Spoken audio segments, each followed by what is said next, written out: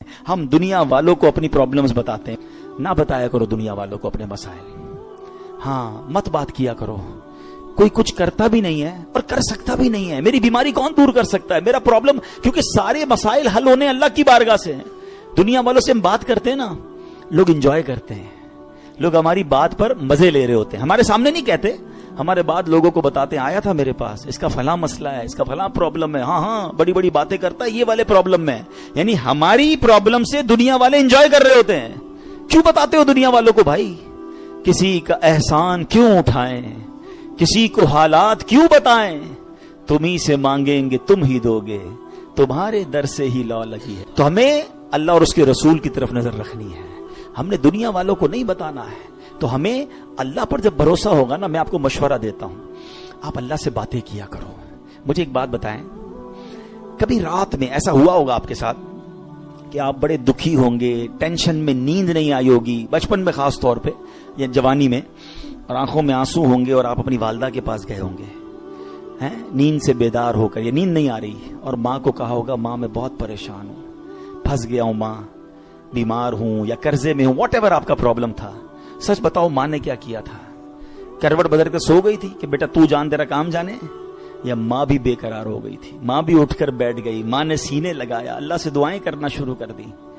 مجھے ایک بات بتاؤ، میں بستر سے اٹھ کر آنکھوں میں آنسو لیے جب ماں کے پاس گیا، اس ماں نے سینے لگایا. کبھی بستر سے اٹھ کر آنکھوں میں آنسو لے کر اللہ کے پاس جاؤ تو صحیح. میرا رب تو وہ ہے جس نے میری ماں کے دل میں ممتا بھی اسی نے ڈالی ہے. وہ کئی ماؤں سے زیادہ چاہنے والا ہے. ہمارا پرابلم یہ بات ہی نہیں کرتے اللہ سے، ہم سب سے بات کرتے ہیں. آپ اس کو ٹرائی کر کے دیکھ لیں، یہ راتیں اللہ سے مانگنے کی ہیں، اور اللہ سے اپنی مادری زبان میں جس طرح بات کرنی ہے بات کرے نا. دنیا میں کسی بڑے آدمی، گورنر، وزیر اعظم، صدر سے بات کرنی ہے، اول تو ٹائم نہیں ملتا، نمبر نہیں ملتا، مل جائے تو سیکرٹری بولتا ہے صاحب بہت بیزی ہیں، 15 دن بعد موقع ملے گا. اچھا پھر ملاقات 5 منٹ کی ہوگی. کتنی کنڈیشن ہے یار. میں تو کہہ رہا ہوں خدا سے بات کرنی ہے، احکم الحاکمین سے بات کرنی ہے. کیسے ہوگی؟ پوچھو مولا علی سے. کہتے ہیں جب میرا جی چاہتا ہے میرا رب مجھ سے بات کرے، میں قرآن پڑھنے لگ جاتا ہوں، اور جب جی چاہتا ہے میں اللہ سے بات کروں، میں دعا کرنے لگ جاتا ہوں. کیا ٹو وے کانورزیشن ہے یار.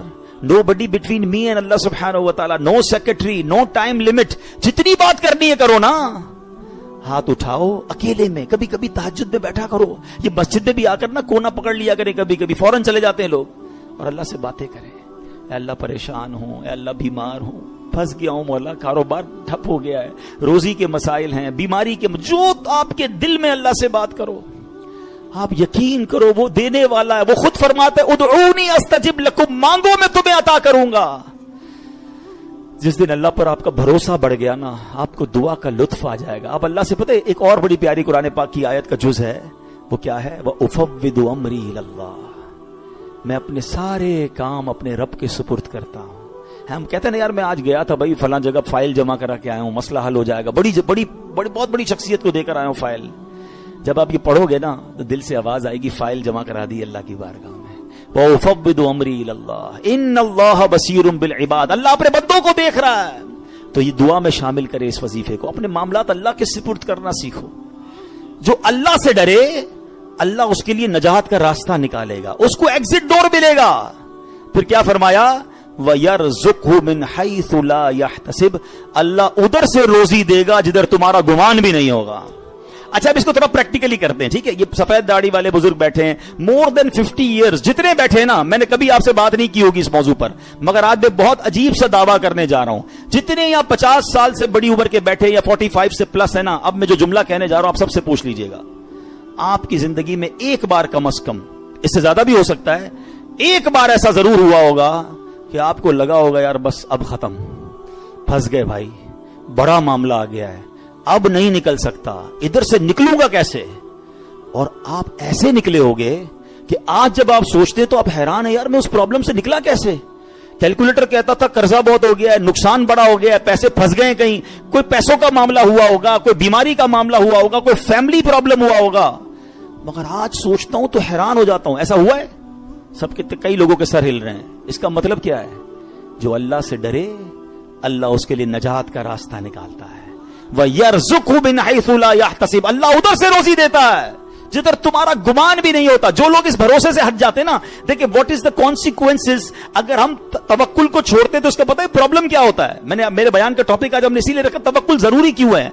आज डिप्रेशन बढ़ रहा है, आज सुसाइड्स बढ़ रहे हैं, आज लोग जनाब अल्लाह से मायूसी की बातें कर रहे हैं। क्यों? तवक्कुल खत्म हो गया। तवक्कुल एक्चुअली एंटी डिप्रेशन है। अगर आप भरोसा अल्लाह पर कर लेना, दुनिया की कोई भी चीज सामने आ जाए। हमें किसी ने आग में नहीं डाला है, हजरत इब्राहिम को तो आग में डाला ना है।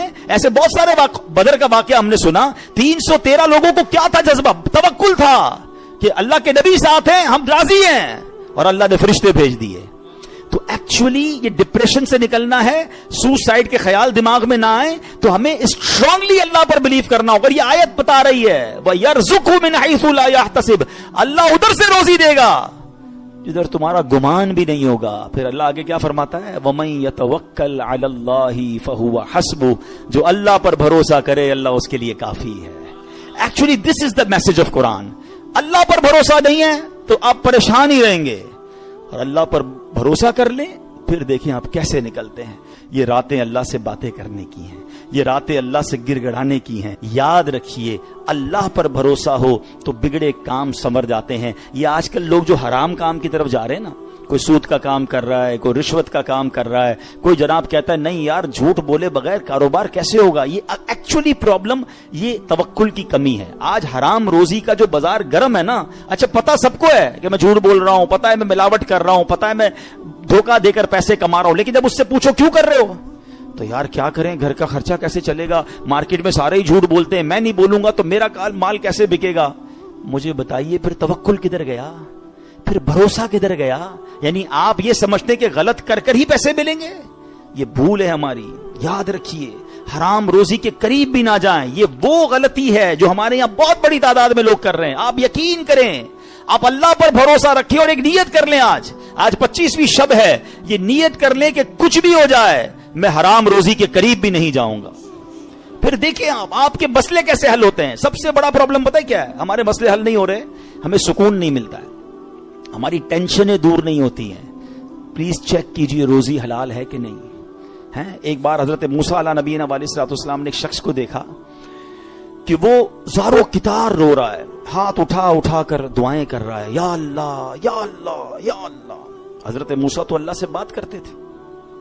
आपने अल्लाह से अर्ज की, मौला ये इतनी दुआएं कर रहा है, इसकी दुआ सुन ले, इसकी पुकार सुन ले, इसका मसला हल कर दे। अल्लाह ने फरमाया, ए मूसा ये इतना रोए कि रोते रोते मर जाए, ये इतनी दुआ मांगे, इतने हाथ बुलंद करे कि इसके हाथ आसमान तक पहुंच जाएं, तब भी इसकी दुआ कबूल नहीं होनी है। हजरत मूसा ने कहा, या अल्लाह वजह क्या है? फरमाया, ये हराम खाता है, हराम पहनता है और इसके घर में हराम माल है। खुदारा इससे निकल आइए, हिम्मत कीजिए, एक बार आप भरोसा कीजिए अल्लाह पर। मुझे अंदाजा है इस तरह के बयान होते हैं ना तो डबल माइंडेड हो जाता है बंदा, यार बात ठीक हो रही है मगर पूरा एम्पायर खड़ा हुआ है, पूरी फैक्ट्री चल रही है, पूरा बिजनेस ही सूद पे चल रहा है, झूठ पे चल रहा है, बहुत सारी गलतियां हैं, कैसे निकलूं? अल्लाह से मदद मांगनी है, वो करीम है, वो जरूर मदद फरमाएगा। एक और बात सुनिए, ये बाज़ औक़ात फैमिली प्रेशर की वजह से भी लोग हराम की तरफ जाते हैं, डिमांडें खत्म नहीं होती ना। एक और हदीस पाक सुनिए, अल्लाह करे मेरी बहनें सुन रही हो, मेरी माएं मेरी बच्चियां सुन रही हो, वो भी इस हदीस को सुने।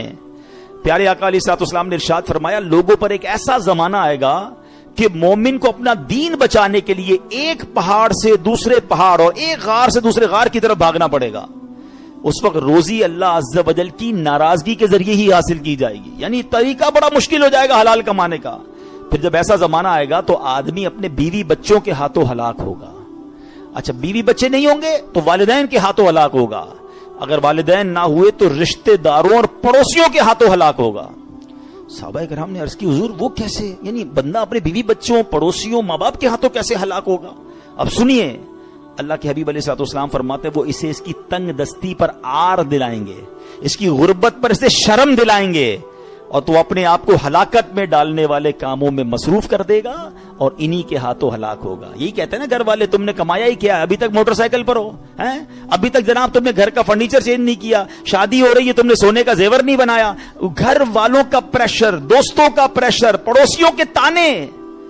एक वक्त आएगा कि बंदा हराम कामों की तरफ जाएगा और फिर अल्लाह को नाराज करेगा और उन्हीं के हाथों हलाक हो जाएगा। یہاں میں آپ سب کو ایک بات عرض کرنا چاہتا ہوں، پلیز ایک بات یاد کر لو، پیسہ زیادہ ہونا کمال نہیں ہے، اچھا مال ہونا کمال ہے۔ ہمیں ہوتا پتہ کیا ہے، جب ہم کسی بہت بڑے امیر آدمی کو دیکھتے ہیں، کیونکہ ماشاءاللہ ہماری اس مسجد میں دونوں کیٹیگری آ رہی ہیں، تو چلے مجھے اچھا ہے دونوں کو میسج کرنے کا، بات کرنے کا فائدہ ہو جاتا ہے کہ آپ بعض اوقات کسی امیر کو دیکھتے ہیں، آپ کو لگتا ہے یار اتنی گاڑیاں، اتنے بنگلے، جناب مزے میں تو یہ ہے، برکت اس میں ہے۔ نہیں، ایک جملہ آج یاد کر لیں، سب یاد کر لیں، برکت کوانٹٹی میں نہیں ہے، برکت کوالٹی میں ہے۔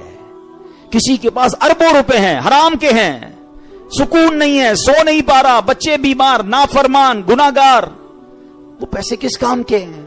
اور کسی کے پاس تھوڑے ہیں مگر حلال کے ہیں، سکون کی نیند آتی ہے، بڑی بیماری سے اللہ نے بچایا، بچے اور فیملی نیکوکار ہیں، بتاؤ کون زیادہ سکون میں، کون برکت والا ہے؟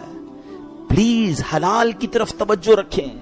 ہمارا سب کا ایک ہی مسئلہ ہے کہ اگر ہماری دعائیں قبول ہونا شروع ہو جائیں، ہمارے سارے مسئلے حل ہو جائیں گے۔ تو دعائیں کیسے قبول ہوں گی؟ ایک سوال کیا گیا پیارے آقا علیہ الصلوۃ والسلام کی بارگاہ میں، حضور، اور سوال کرنے والے عشرہ مبشرہ میں سے صحابی ہیں، حضرت سعد بن ابی وقاص رضی اللہ تعالیٰ عنہ۔ کوسچن کتنا پیارا ہے، کہتے حضور میں مستجاب الدعوات بننا چاہتا ہوں۔ مستجاب الدعوات کس کو کہتے ہیں؟ جو دعا مانگے وہ دعا قبول ہو جائے۔ کون کون بننا چاہتا ہے ہم میں سے؟ آئے ہائے، بس آپ اس کی خوبصورتی سمجھیں، اگر میں اور آپ مستجاب الدعوات بن گئے، سارے پرابلم سالو نا، whatever problem and calamity come towards me, میں دعا کروں گا ختم ہو جائے گی، ایسا ہی ہے نا۔ اب نبی پاک علیہ الصلوۃ والسلام نے اس بیوٹیفل کوسچن کا آنسر کوئی بہت بڑا نہیں دیا، اللہ کے نبی علیہ الصلوۃ والسلام نے ون لائنر آنسر دیا۔ آقا نے فرمایا، اے سعد، اپنی غذا پاکیزہ کر لو تو مستجاب الدعوات بن جاؤ گے۔ ہائے ہائے، واٹ اے بیوٹیفل وے، بس ہمارا نوالا پاکیزہ ہو، ہمارا رزق پاکیزہ ہو، چھوڑ دو ملٹیپلیکیشن کو، یار وہ آگے بڑھ گیا، میرا تو پھر 2000 گز کا بنگلہ کیسے بنے گا، تو V8 کدھر سے لوں گا، تو جناب اتنا ٹریول کیسے ہوگا، یہ سب چھوڑ دیں آپ ہمت رکھیں۔ اور میں آپ کو ایک اور جملہ آج بتا دیتا ہوں، جس شخص نے حرام کو چھوڑا ہے نا، وہ نیچے نہیں گیا ہے،